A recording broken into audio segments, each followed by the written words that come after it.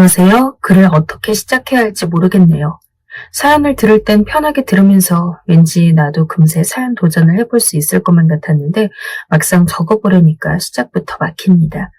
일단 소개부터 하자면 저는 서울에 살고 있고 그냥 평범하게 일 다니고 있는 회사원입니다. 회사는 대형 빌딩에 위치해 있고요.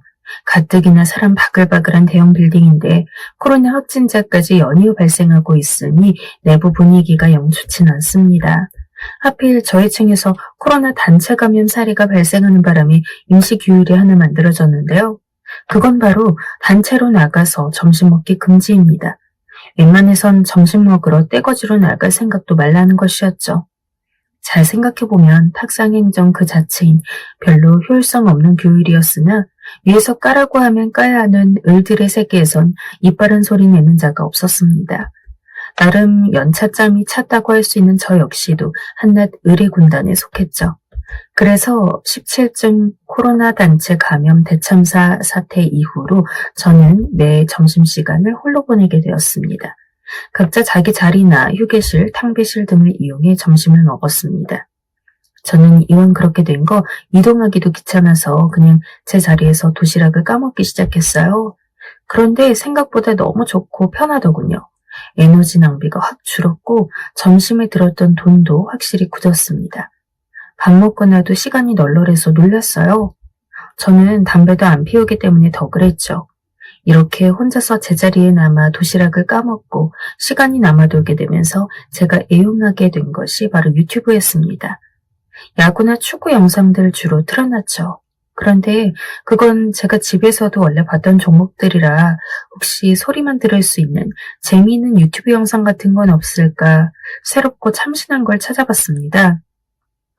그러다가 머리에 번뜩 스친 게 바로 유튜브 사연 채널이었어요. 예전에 한번 이런 게 있다는 걸 봐둔 적 있었거든요. 여러 채널들 뒤적거리다가 정착한 게 여기 톡톡 사연이었습니다. 정말 전문 라디오 듣는 기분이었어요. 라디오 사연 소개 코너를 길게 들으면 이런 느낌일 것만 같았죠. 밥 먹다 눈물 날 것 같은 감동 사연부터 이게 진짜 실화인가 의심스러운 개막장 사연까지 종류가 다양한 것을 감탄했습니다. 그러다 왠지 제 옛 일화를 떠올리게 하는 사연을 접하게 되었어요. 저의 인생 한 부분을 함께하며 차지했던 그녀가 점차 생각났습니다. 이때부터 은연중에 생각은 하고 있었어요. 언젠가 나도 유튜브 사연에다 그녀와의 일화를 적어내보리라고 말이죠. 제가 운이 좋아서 여태까지 코로나에 안 걸렸는데요. 무시무시한 코로나 바이러스 전파력이 저희 회사를 한창 집어삼켰을 때도 전 무사했습니다. 혼자 너무나 멀쩡히 근무했고 계속 출근하는 바람에 억울하기까지 했죠. 남들은 한 번씩 다 쉬는데 왜 나만 계속 일하면서 혹사당하는 느낌이지 싶었거든요. 하지만 급여 명세서는 거짓말하지 않기 때문에 월급을 확인한 후 회사에 계속 충성하기로 했습니다. 제가 미친 듯이 일을 많이 하기도 하지만 어쨌든 이만한 돈 주는 회사가 널린 건 아니었으니까요. 수차례 감염 위기에 고비를 넘겨왔던 저는 이번에도 살아남는 저력을 발휘했습니다. 악독하리만치 마스크를 안 벗는 습관이 정말 중요한 것 같더라고요. 제 자리엔 새 마스크가 항상 여러 개 있고 여차하면 저는 마스크를 새 걸로 교체합니다. 마스크의 성능을 유지시키기 위해서죠. 그런데 이번엔 출근할 수가 없었어요. 저 빼고 다른 사원들 모두가 초토화됐거든요.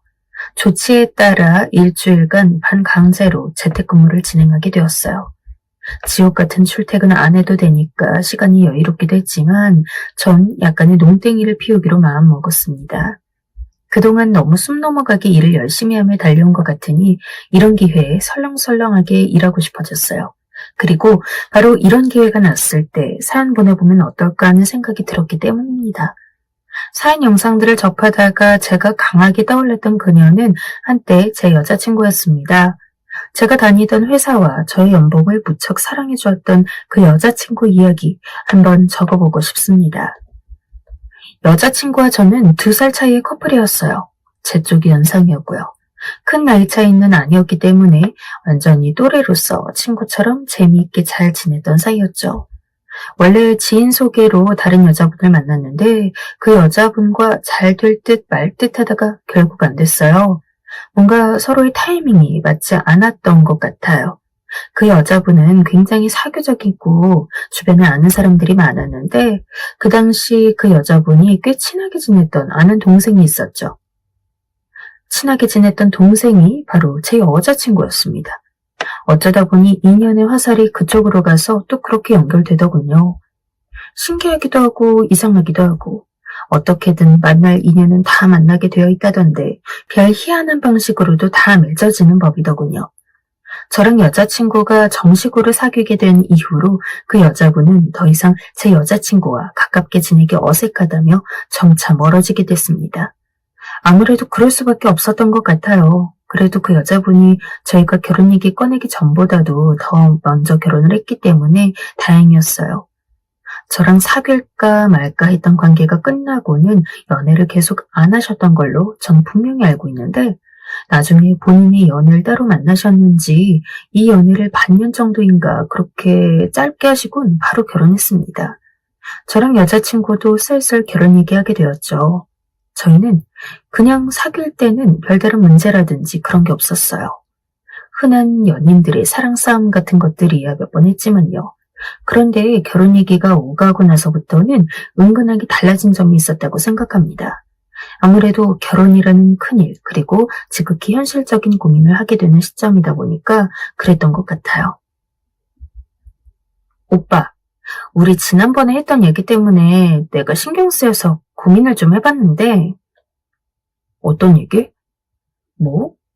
아, 우리 결혼 비용 부담하는 이야기 했던 거 말하는 거야? 너무 갑작스러워서 저번에 내가 아무 말 못했는데 진지하게 혼자 생각을 좀 해봤거든? 근데 아무래도 내 생각이 어떤지 오빠한테 정확하게 미리 말해야겠다는 생각이 들어서 그래. 말해봐. 난 일단 너랑 나랑 공평하게 부담할 수 있는 만큼 부담하면서 절충하고 맞추면 난 일단 우리 결혼 준비하는 데 있어서 아무런 문제가 없다고 생각하고 있어. 좋은 생각이고 무슨 말인지는 알겠는데 근데 오빠가 남자니까 당연히 더 부담해야 한다고 속으로 생각은 하고 있지? 그런 건 맞는 거지? 뭐? 아니, 잠깐만. 여기서 내가 남자라는 이유가 갑자기 왜 튀어나와? 거의 결혼하면 남자가 돈 더 많이 들고 오잖아. 그러니까 우리도 당연히 그런 건 적용해야 한다고 생각해서. 그리고 오빠가 나보다 연상이니까 여러모로 더 유리하지. 뭐가 유리한데? 결혼 준비? 돈 더 들고 오는 조건이 유리하다고 너 지금 그 말하는 거 맞지? 남자가 아무래도 연봉이 여자보다 훨씬 더 많은데 오빠는 진짜 나보다 연봉이 더 높잖아. 그리고 나보다 더 나이도 많고 회사 생활도 더 오래 했고 우리 양가 집안 부모님 도움 빼고 나서도 오빠랑 나 주머니 사정만 살펴봐도 오빠가 돈을 더 많이 들고 올 수 있으니까 이 부분 정확하게 지금 짚어놓자는 거지. 내가 너보다 2살이 더 많긴 한데 나 신의 아들 아니야. 나 현역으로 군대 갔다 온 거 너도 알잖아. 군대에서 힘들게 구르느라 대학을 2년 쉬었어. 그럼 나의 조건은 너랑 같다고 보면 되는 거지. 아니, 어쨌든 간에 오빠가 나보다 취업을 더 빨리 했고 회사도 더 오래 다녔잖아. 그러게. 너는 내가 군대 제외하면 휴학 한 번 없이 대학교 착실하게 다니고 죽어라 공부하면서 고학점 따내고 대한민국 100대 기업에 취업하고 들어가서 연차 쌓을 동안 뭐 했냐? 그러고 보니 네가 왜 나보다 늦었지? 오빠, 몰라서 물어? 나 영어 공부했었잖아. 영어 공부하면서 시험도 치고 자기 개발하느라 시간 들였던 거 오빠도 내가 얘기 많이 했기 때문에 다 알잖아. 아, 맞다. 근데 너 토익 900인가 920인가 그러지 않았어? 난 980이었던 것 같은데. 넌 따로 시간 들이고 돈 들이고 매달려서 공부했는데도 왜 그랬냐? 그래서 오빠가 지금 오빠만 잘났다는 거야? 지가 잘났으면 그것만 말할 것이지 은근 비교하면서 나 후려치는 것 좀 봐. 짜증나 진짜. 설전 아닌 설전이 벌어지고 있는 중에 여자친구가 갑자기 눈에 눈물을 글썽하더니 이내 훌쩍이며 울었어요. 전 죄인이 돼서 저 자세로 여자친구를 달래줘야만 했죠. 사과는 당연히 했고요. 눈물을 연신 훔치면서 여자친구가 저에게 그러더군요. 그렇게 잘났으면 오빠가 결혼할 때 돈 더 많이 들고 오면 되겠네. 그리고 어차피 나보다 오빠가 돈 더 많으면서. 어, 그래, 알았어. 네가 무슨 말 하는지 알아들었으니까 일단 울지나 말아봐. 여자친구가 꺼내드는 회심의 눈물 카드를 제가 반긴 것은 결코 아니었어요. 제발 그러지 말기만을 바랄 뿐이었죠. 여자친구가 말했던 대로 제가 여자친구보다 돈을 더 잘 벌었습니다. 군복무 기간 같은 걸 제하고 비교하자면 여자친구와 저는 출발선 나이가 같다고 볼 수 있었는데 제가 이룬 게 더 많았죠. 학벌도 제가 더 위였어요. 혹시 여자친구가 미인이고 제가 야수냐고요? 솔직히 양심 걸고 저 야수 아닙니다. 외모 보는 기준의 잣대가 전부 다르고 다양하겠지만 제가 어디 가서 못생겼다느니 인물이 후달린다느니 소리 들을 얼굴은 아니었고 키도 대한민국 성인 남성 평균 신장보다 더 큽니다. 여자친구는 화장 지우면 그럭저럭 귀여운 얼굴이고 화장을 빡세게 할수록 이목구비가 화려한 미인이 됩니다. 집안도 제 쪽이 더 잘 살았어요. 여자친구 집안은 제가 맨 처음 들었을 땐 소개가 중산층이었어요. 오, 부모님께서 돈 잘 버시나 보다. 어? 딱히 그렇진 않은데 아무튼 중산층이야. 그럼 물려받으신 재산이나 그런 게 있으신가 보네. 부럽다. 멋지다. 응? 왜? 오빠네는 혹시 물려받은 재산 있어? 우리 집은 없는데. 그럼 많이 버신 것도 아니고 재산 받으신 것도 아니면 돈은 다 어디서 나신 거야? 그냥 먹고 살 만큼 벌어오셨고 그래서 우리 가족 그냥 살아온 건데? 오빠가 그렇게 물어보니까 내가 할 말이 없다. 중산층이 뭐 별거야? 혹시 오빠네는 그럼 서민이야? 가난해? 난 오빠네 되게 부유한 줄 알았는데 그게 아니라 가족 중에서 오빠만 직장 잘 잡은 거였어? 그때 약간 이상하다는 걸 느끼긴 했어요. 혹시 그거 아시나요? 대한민국에는 나 정도면 중산층이다 이렇게 느끼는 가구가 정말로 많다는 사실이요. 그런데 실상 태반은 중상류층이 아니라 중하류층이라고 하죠. 여자친구네도 마찬가지였어요. 순자산 규모가 1억 원 이상이 안 되는 것 같아 보였을 때 깨달았죠. 아, 잘 쳐줘야 서민이라고 부를 수 있는 집안이구나 라는 사실을 말이죠. 제가 모든 조건 면에서 더 월등한데 여자친구와 결혼을 생각하게 된 이유가 있다면 비단 나이가 찼고 사랑하는 연인이기 때문이라는 단순함에 그치지 않고 다른 게 또 있었습니다. 제가 심적으로 정말 괴롭고 힘든 순간이 있었거든요. 우울했다는 표현으로는 부족한, 정말 이겨내기 힘든 순간을 보낸 바 있었어요. 그렇게 저 힘들 때 곁에 있던 사람이 바로 여자친구였죠. 제 옆에서 든든한 버팀목이 되어주었고 따뜻한 위로가 되어주었어요. 무조건적인 지지를 저에게 보내주는 여자친구를 보면서 정말로 큰 힘을 받을 수 있었죠. 제가 마침내 그 고난을 이겨내고 훌훌 털어내버릴 수 있었을 때 속으로 생각하고 결심한 게 있었습니다. 그건 바로 나도 이 여자에게 보답을 해주고 싶다는 마음이었어요. 정말 고마운 사람이기 때문에 은인으로 여기고 잘 해주겠다는 다짐이었죠. 그랬던 일 이후로 저는 여자친구와의 연애에서 더욱이 진지한 태도를 갖게 되었습니다. 회사에서 업무적으로도 성공을 거두며 탄탄하게 자리 잡고 난 이후에도 전 그래서 여자친구에게 일편단심이었어요. 결혼 얘기가 처음 대화 주제로 나와 상의하게 됐을 때도 전 긍정적으로 보고 있었죠. 그리고 제가 삼형제 중 막내라서 위로 형이 둘이나 있어요. 큰 형은 저보다 4살, 작은 형은 저보다 3살이 많습니다. 그런데 진짜 깔끔하게 인정할 수밖에 없는 사실은 형들이 저보다 잘났다는 사실이에요. 제가 형만한 아우 없다는 속담을 정말 싫어하는 게 현실에서 이게 딱 들어맞기 때문인 것 같습니다. 형들이 둘 다 생긴 것도 괜찮은데 키도 커서 제가 형제 중에서 가장 작습니다. 외관들도 잘났고 공부들도 잘했고 취업들도 잘했어요. 가장 중요한 건 부모님 챙기는 것도 잘한다는 것이죠. 너무 잘나서 웃기지도 않고 부럽지도 않아요. 어느 정도 뛰어나야 질투심이라도 느끼는 거죠. 저보다 확연히 월등하니까 질투심도 안 납니다. 특히 큰형이 장남이라 그런지 책임감이 엄청 강해요. 대학 다닐 때부터 온갖 아르바이트는 다 했었고 그걸로 자기 생활비 만드는 것도 모자라 막내인 제 용돈을 챙겨줬었어요. 저희 집안이 경제적으로 어려운 적은 없었기 때문에 큰형은 대학 가서도 그냥 편하게 생활하면 된다는 것을 본인이 가장 잘 알고 있었을 텐데도 강한 생활력을 보였습니다. 작은 형도 독하게 공부해서 대학 다닐 때 장학금 킬러였어요. 형들 2명 다 부모님께 정말 잘합니다. 부모님은 나중에 뭔 일 터져도 자기들이 책임지고 부양할 수 있으니까 막내인 저는 아무런 걱정할 것 없다고 아예 그렇게 말을 저한테 몇 번 한 적도 있었죠. 지금은 형들 둘 다 애아빠가 되어버렸지만 이때까지만 해도 아직 둘 다 애가 없던 시절이었기 때문에 다 신혼생활 즐기고 있었어요. 형들이 둘 다 사랑하는 짝 찾아서 결혼하고 문제없이 행복하게 사는 모습을 보니 저도 부럽더라고요. 잘난 형들처럼 저도 빨리 결혼해서 저희 배우자랑 둘이 살림 차려 살고 싶다는 생각이 들었어요.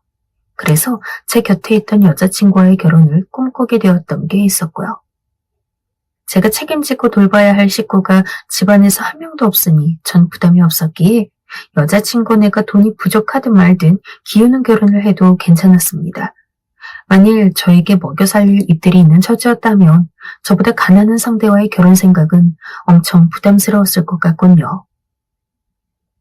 제가 처음부터 여자친구가 저에 비해 여러모로 가진 조건이 기운다는 걸 알았던 건 아니었고 연애 기간이 길어지면서부터 그리고 결혼 얘기가 오가면서부터 대략 알게 되었던 거예요. 결혼 비용이라든지 부담 비율 같은 것에 대해 여자친구가 어떻게 생각하는지 당연히 결혼 얘기가 오가는 도중에 알게 되었던 거죠. 솔직히 말해서 사람 마음이라는 게 저한테 더 많은 것을 바라고 요구하는 여자친구의 태도라든지 새롭게 알게 된 여자친구 가치관이나 사고방식 같은 게 달갑게 느껴지지 않았던 건 사실입니다. 그러나 그렇다고 해서 제가 여자친구와의 결혼을 없던 얘기를 돌리고 싶느냐 하면 그것까진 또 아니었기 때문에 그렇다면 제가 더 많은 책임을 지고 결혼을 진행하는 것이 맞다고 결론 내리게 되었어요. 여차저차 또 자잘한 일들이 많이 있었지만 어쨌든 간에 저는 여자친구네 집으로 정식 인사를 드리러 가게 되었어요. 저에겐 당시 예비 처가를 방문하는 셈이었죠. 그 전까지만 해도 통화만 2차례 나눈 적 있었던 여자친구의 부모님, 그러니까 예비 장인어른이자 장모님이었던 분들을 드디어 실제로 만나 뵙게 된 자리였습니다. 제가 황송해서 어쩔 줄 몰라 했을 정도로 두 분은 절 환대해 주셨어요. 제가 고기를 훈제류로 좋아하는데 여자친구에게서 들으셨는지 저녁 식사를 준비해 주신 어머님께선 돼지고기와 오리고기를 훈제로 차려내 주셨죠. 그에 어울리는 와인이며 딱 제 입맛에 맞는 각종 반찬들까지 정말 신경을 많이 써주신 티가 팍팍 나서 감동이었습니다. 부엌의 식탁이 작은 4인용 사이즈라 그런지 거실에 크게 상을 펴놓고 차린 저녁이었어요. 자리에는 여자친구의 여동생도 함께 있었고 총 5명이서 둘러앉아 저녁을 먹었죠. 그렇게 넓은 집이 아니었기 때문에 저는 그 순간 오히려 오순도순 복작복작하게 화목한 분위기가 더 난다고 여겼습니다. 다 같이 둘러앉아 정다운 순간들을 나누는 가족이 된 것만 같아서 기분이 들뜨더라고요. 어머님께서는 제가 예상하고 알았던 대로 정말 활발한 분이었어요. 말수 자체도 엄청 많으셨고 어떤 말씀을 하든 간에 약간 들뜬 듯한 말투를 하셨죠. 그래서 단적으로 표현하자면 호들갑 떠는 스타일이었고요. 반면 무슨 흑과 백, 음과 양도 아니고 아주 대조적으로 아버님은 인상마저 무뚝뚝하신 채로 말수가 거의 없었어요. 여자친구한테 물어봤더니 원래 그런 분이라 하더군요. 조용하고 차분해서 대체 사회생활 어떻게 하시나 순간 그런 생각마저 들었을 정도입니다. 알고 보니까 아버님께서는 어느 물류센터에서 근무를 하고 계셨는데 그냥 반복 작업만 하시는 분이었더라고요. 그러니까 조용하고 무뚝뚝하셔도 일하시는 데는 전혀 지장이 없었던 모양입니다. 그리고 정말 술 잘하셨어요. 말술이었습니다. 그래서 저 그날 죽는 줄 알았습니다. 속으로 계속 내가 너무 못 마시나? 내가 너무 긴장해서 이러나? 이런 생각을 그 자리에서 100번은 더 했을 거예요. 그런데 제가 무슨 문제가 있던 게 아니라 아버님께서 미친 주량의 소유자였던 거죠. 이겨내야 할 관리라고 생각하면서 술을 열심히 받아 마셨습니다. 표정 관리에 힘쓰면서 속으로는 술 기운에 해롱해롱거리는 동안에도 어머님의 가열한 호구 조사에 성실히 임했습니다. 저의 지극히 사적인 영역까지도 다 물어보시더라고요. 첫사랑은 언제였는지, 연애는 몇 번 했는지 이런 거 물어보실 때 당황스럽긴 했지만 거리낄 건 없다고 생각해서 그냥 솔직하게 답변을 다 해드렸어요. 시간이 좀 지났을 때 저는 더 취한 채로 어머님의 경제력 관련한 질문을 받고 있었죠. 어머나, 그렇다면 연봉이 가장 적게 잡는다고 해도 6천 이상이라는 거네? 예, 맞아요. 그렇습니다. 어휴, 그 나이까지 그 정도까지 받는 경우 흔치가 않을 텐데. 아유, 대단해라. 그리고 부모님 노후 준비까지도 다 되어 있다고요? 저희 부모님께서는 진작 노후 설계를 다 해놓으셔서요. 그리고 말씀드렸다시피 저는 형들이 있어서 저희 형들이 워낙 돈도 잘 벌고 결혼도 다 했고 그래서 부모님 모실 일 생겨도 저한텐 순서가 오기란 쉽지가 않을 것 같습니다. 웬일이야. 어머, 아유 너무 좋아. 세상에. 아니 그래서 그 형들하고 결혼하신 분들은 어떤가? 자기들이 윗사람이라고 막 우리 딸 잡아 족치는 그런 질 나쁜 분들은 아니시겠지? 저는 형수님들이랑 거의 안 친한데 특히 그 당시엔 작은 형이 결혼한 지 얼마 안 된 시점이기 때문에 작은 형수님하고는 접점도 너무 얼마 없었어요. 그래서 가뜩이나 취향마당이라 딱히 어떻게 답변해드려야 할지 몰랐죠. 예, 아마도요. 제가 형들이랑은 진짜 친하고 가까운데 형수님들은 어떤 분들인지 아직 모릅니다. 아마 저 결혼하고 나서도 딱히 친해질 일은 없지 않을까 싶은데요. 뭐? 친해질 일이 없다고? 아이고, 잘 됐네. 아유, 엄청 잘 된 집안이야, 이거. 뭔가 제가 실언한 것 같은 느낌이 들었는데 긴장한 데다 취하기도 해서 그냥 넘어가 버리고 말았죠. 어머님의 호탕한 웃음소리를 뒤로 한 채 여자친구의 집을 빠져나오면서 그날은 그렇게 마무리되었어요. 그리고 여자친구 부모님 두 분이 절 엄청나게 마음에 들어 하셨다는 후기를 여자친구로부터 전해 들을 수 있었죠. 어쨌거나 저는 다행이라고 생각을 했어요. 며칠 후 이제 여자친구와 함께 저희 부모님을 뵈러 가기로 예정이 되어 있었습니다. 방문 예정일을 앞두고 저는 또 새로운 사실을 알게 됐죠. 여자친구 연봉이 2,600만 원이더라고요. 그런데 전 분명히 그 전까지는 3천만 원이라고 알고 있었단 말입니다. 여자친구가 자기 입으로 연봉이 3천이라 그랬기에 갑자기 2천만 원대로 훅 낮아진 연봉 숫자에 전 적잖게 당황하고 말았습니다. 아니, 솔직히 말해서 너무 충격이었어요. 너 분명 연봉 3천이라고 네가 네 입으로 그러지 않았냐? 내가? 곧 3천이 될 것 같다고 그런 적은 있었어도 내가 확실하게 연봉이 3천 된다는 얘기는 오빠한테 한 적 없는 것 같은데? 야, 웃기지 마. 작년 연말 그리고 올해 연말 정산 때 우리 얘기했던 거 잊었어? 입사할 때보다 오른 연봉으로 간신히 3천 맞춰줬다고 이런 식으로 얘기했잖아. 그래놓곤 결혼하기로 하고 우리 집에 인사 갈 때 되니까 진실을 밝히는 거야?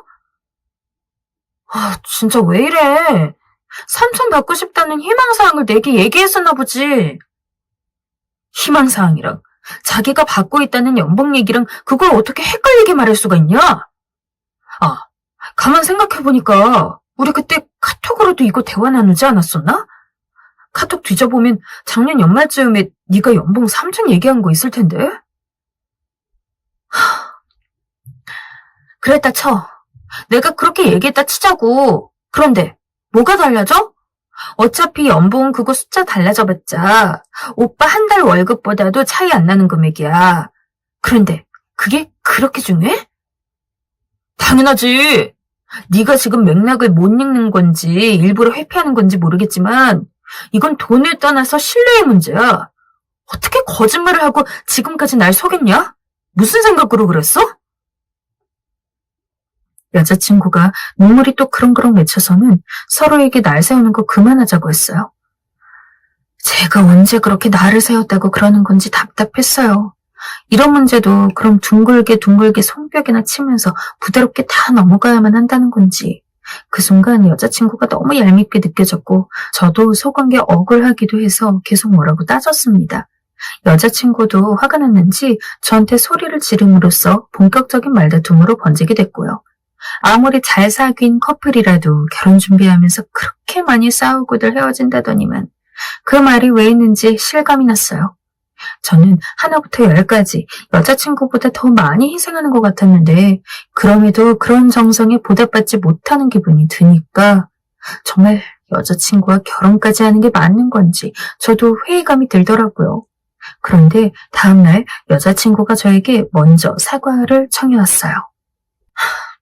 미안해. 내가 너무 오빠한테 부끄럽고 쪽팔리고 그래. 사실 나 오빠랑 비교해서 내가 너무 부족하다고 생각해서 그랬어.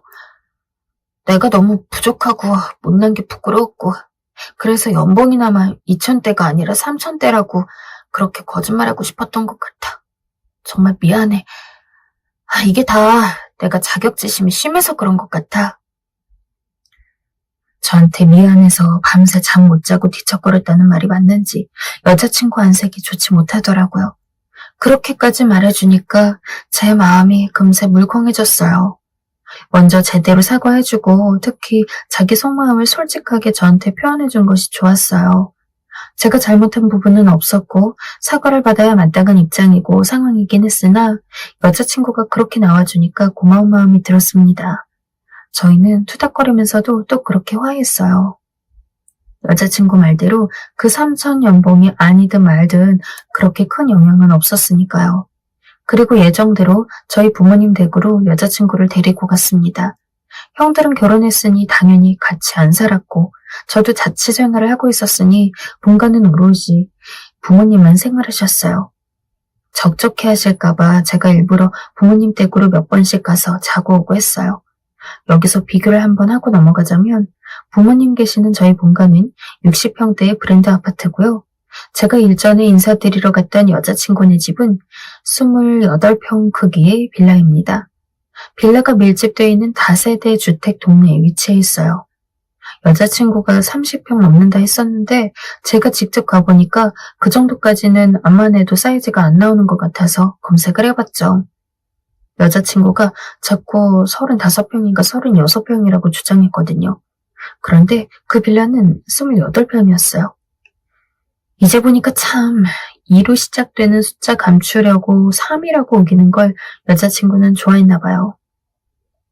하여간 결혼하고 싶다고 제가 인사시킨 여자친구에게 저희 부모님도 정말 정성을 다한 식사를 내주었어요.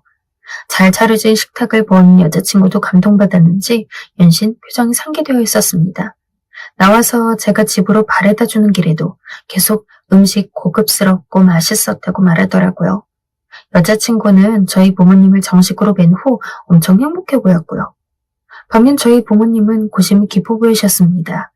하루 더 생각해보고 저한테 말씀해 주시겠다고 아버지가 그러셔서 제가 깜짝 놀라고 긴장했었죠. 혹시 반대하시려나 싶어서요.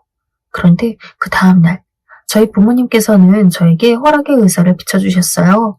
부모님이 말씀하시길 그 아가씨가 마음에 든다 안 든다는 문제가 아닌 것 같고 다만 제가 결혼하고 싶은 마음이 정말 강한 게 맞다면 흔쾌히 허락해 주시겠다고 하셨어요. 그러니까 제가 원한다면 무조건 밀어주시겠다는 의미였습니다. 그리고 저희 부모님께서는 결혼해서 신혼집 구할 때 대출 껴서 하지 말기를 원하셨어요. 부족한 금액만큼 무조건 보태줄 것이고 집 구하는 것도 전적으로 알아봐 주시겠다고 하셨죠. 저는 그만큼의 효도를 하지 못하고 살아왔는데 부모님이 너무나 든든하면서도 죄송하고 면목없는 그런 이상한 기분이 들었습니다. 양가히 무사히 인사도 드렸고 허락도 받았겠다. 이제 저랑 여자친구는 아무것도 어려울 게 없는 입장이었습니다.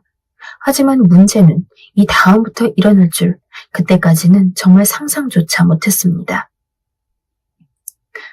상견례 날짜 잡는 얘기부터 신혼집 동네는 어디로 정하고 알아보는 게 좋을지 그리고 예식장은 어디가 좋을지 이런 대화를 여자친구와 한창 나누고 있던 시기였어요. 사실 전 거의 듣는 입장이었고 여자친구가 혼자 여러 가지 떠들고 있었죠. 그런데 상견례를 한 주 앞두고 여자친구가 조금 난색을 표하면서 저한테 말을 하는 겁니다. 오빠, 우리 결혼식은 혹시 호텔에서 하는 거 어때? 뭐? 호텔? 갑자기 웬 호텔이야? 너무 부담스러운데? 나도 갑작스러워서 좀 그렇긴 한데, 몰라. 우리 엄마는 당연히 우리가 호텔에서 결혼할 걸로 생각하고 어제 나한테 물어보시더라고. 최고급 호텔이면 후보가 몇 개 안 나오는데 그중 어디서 할 거냐고 묻는 거 있지. 호텔에서 식 올리려면 지금부터 일단 알아보라면서. 내가 호텔은 전혀 생각 못하고 있었다니까 엄청 화를 내더라고. 화를 내셨다고? 아니, 대체 왜? 내 동생이 그러는데 엄마랑 전에 친하게 지냈던 친구분들 희한하게 자식들이 결혼을 좀 일찍들 했는데 다 호텔에서 결혼했나 봐. 그래서 그런 것 같던데? 야, 그건 진짜 말도 안 되는 이유지. 호텔 결혼식은 그건 나도 가봐서 아는데 일반 웨딩홀이랑 나오는 견적 규모 자체가 달라. 나도 알아. 그런데 엄마가 진짜 엄청 진지하게 화가 났는데 어떡해. 근데 오빠, 우리 정말로 호텔에서 식 올리는 건 안 돼? 되게 비싸고 부담되는 건 맞지만 우리가 그 비용 낼 수는 있잖아. 우리라니. 그렇게 되면 그 돈 양쪽이 아니라 내 쪽에서만 나올 거라고 난 생각하는데 혹시 어머님께서 우리 호텔에서 결혼한다 그러면 숨겨두셨던 돈이라도 꺼내주신다는 거야? 제 말에 표정이 뾰루퉁해져서는 여자친구가 아무런 말도 더 하지 않았습니다. 그러더니 집에 가서 전쟁이었나 보더군요. 그날 밤이랑 다음 날에 걸쳐서 연락이 왔습니다. 다름이 아니라 호텔 결혼에 대해서 어머님이 순도 100% 진심이시고 이 문제를 상의하기 위해 절 보길 원하신다는 것이었어요. 정말 피곤했지만 그래도 넘어야 할 산이라고 생각했고 예비 장모님께서 그러신다는데 무시할 수도 없는 노릇이라 알겠다고 대답해버렸습니다. 그리고 상견례를 사흘 앞두고 제가 여자친구네 집에 또다시 방문하게 됐죠. 이번에는 아버님께서는 안 계셨습니다. 볼일이 있어서 외출 중이라 하셨고 어머님과 여자친구 여동생이 있었어요. 여자친구랑 둘이 들어가니까 어머님이 절 보고 환하게 웃어주셨는데 왠지 모르게 등줄기에 소름이 돋아났습니다. 저를 위해 준비하셨다는 다과상이 아주 먹음직스러워 보였지만 일전에 왔을 때랑은 다르게 마음이 영 불편해서 잘 안 먹게 되더라고요. 그리고 어머님께서 이윽고 호텔 결혼식 얘기를 먼저 꺼내셨습니다. 그러자 여자친구의 여동생이 눈알을 굴리면서 분위기를 살피더니 먹을 것 몇 개 집어서 조용히 일어나 방으로 들어가더군요. 마치 다가올 재앙을 느끼고 피난 가는 것처럼요. 그 모습에 제 속이 더 불편해졌습니다. 별거 아닌 연예인 나부랭이들도 호텔에서 걸핏하면 결혼하더만 너무 거창한 거라고 생각하면서 어려워하는 것 같네. 예? 어머님, 제가 아는 한 별거 있는 연예인들만 호텔에서 결혼식 올리는 것 같습니다. 웬만한 연예인들 다 일반 예식장이나 교회에서 결혼하던데요? 어머님께서는 교회나 성당 혹시 안 다니시죠? 난 법당 다니네. 예. 외람되지만 제가 저희 결혼에서 부담하는 게 훨씬 더 많은 입장이라서요. 어머님께서도 당연히 알고 계실 테지만 사실상 결혼 단계의 모든 것을 제가 금전적으로 부담하는 모양새입니다. 그래서 혼자 돈 많이 내니까 상대방 측은 입이나 닥치고 있어라는 건가? 예? 아닙니다. 그런 식으로 생각한 적은 없습니다.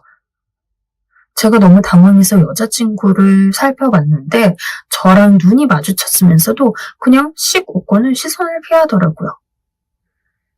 이렇게 여자 마음을 몰라도 너무 몰라서야. 한 번뿐인 결혼식. 인생에서 가장 큰 축제 날인데 호텔에서 결혼하고 싶다는 그런 여자의 로망을 어째 이렇게 몰라주나? 나 아는 사람들은 전부 자식들 호텔에서 결혼시켰구만. 식대 5만 원짜리 예식장으로 퉁치고 그럴 작정이면 아주 곤란하지 곤란해.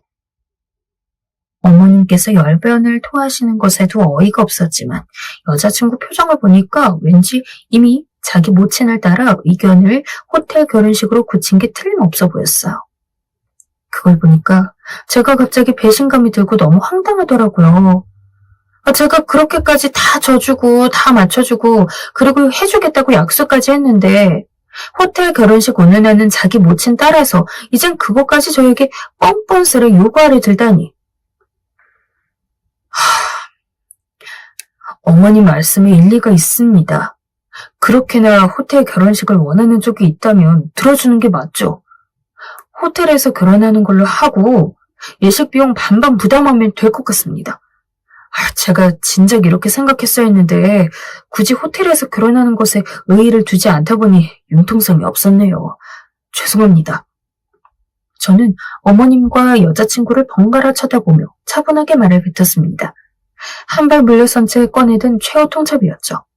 여기서 어떻게 나오느냐에 따라 결과가 달려있는 셈이었어요. 그리고 듣자 하니까 너무하네. 대출 안 끼고 집도 구할 수 있다면서. 그 정도로 돈이 뒷받침이 되는데 그까짓 거 호텔에서 결혼식 좀 올리겠다고 하는 걸 갖다가 치사하게 뭐? 반반 부담? 그러는 거 아니야. 저희가 둘러앉아 있는 식탁을 쾅! 손바닥으로 치면서 말씀하시는 어머님 태도에 제 남아있던 이성의 끈이 끊어졌습니다. 능청스러운 표정으로 어머님이 말씀하실 때마다 고개를 끄덕이는 여자친구 모습에 더 열불이 터졌죠. 적당히 하세요. 어머님께서는 집안 수준 차이가 부끄럽지도 않으세요? 뭐야? 수준 차이? 헐, 오빠, 어떻게 그런 말을 할 수가 있어? 그렇게 자식 호텔에서 결혼시키고 싶으시면 그 정도 부담은 당연히 하실 수 있어야죠. 본인 능력으로 해줄 생각은 안 하시고 왜 애 먼 사람한테 바라십니까? 이 집 월세 부담하느라 돈이 없어서 자식 결혼 뒷바라지는 못 해주시는 건가요? 제 말이 끝나기가 무겁게 어머님과 여자친구의 표정이 동시에 가관으로 변했습니다. 완전히 기겁했더라고요. 지금 월세 산다고 무시하는 거야, 뭐야? 어머님께서 먼저 도를 지나치셨으니 저도 그 정도 한마디는 할 수 있었다고 생각합니다. 저보고 시건방지다며 어머님께서는 욕을 하셨고 여자친구는 또 예의 그 눈물 카드를 꺼내 들었습니다. 저는 머리가 너무 아파서 두 사람이 뭐라고 하든지 말든지 그냥 인사하고 나왔어요. 여자친구가 어떻게 나오나 기다리면서 내심 마지막 기대를 했는데 첫 연락이 우리 엄마한테 사과해 였습니다. 눈물을 머금고 이별 통보를 했어요. 상견이 없어졌다고 저희 부모님께 말씀드리면서 얼마나 죄스러웠는지 모릅니다. 며칠 지나자 여자친구가 미안하다면서 연락을 계속 해왔고 차단했더니 제 회사 앞으로 찾아왔습니다. 그런데 일련의 과정들에 질려버려서인지 여자친구가 웃는 걸 봐도 이젠 아무렇지 않더라고요. 그저 속물로 보일 뿐. 여자친구를 거절하고 단호하게 돌려보냈고 계속 모르는 번호로 연락들이 오길래 봤더니 여자친구의 어머님과 여동생이었습니다. 한 번만 다시 기회를 달라면서 애원들을 하더라고요. 이미 떠난 보스에 손 흔들어봤자 뭐 하겠나요? 아무런 소용도 없었죠. 지겹고 징그러울 만큼 저를 붙잡아댔지만 저는 꿋꿋했습니다. 그리고 시간이 꽤 지나서야 완전한 해방과 자유를 만끽하게 되었죠. 이제는 다 지난 옛날 일이 되었네요. 진짜 결혼했으면 큰일 날 뻔한 일이었습니다.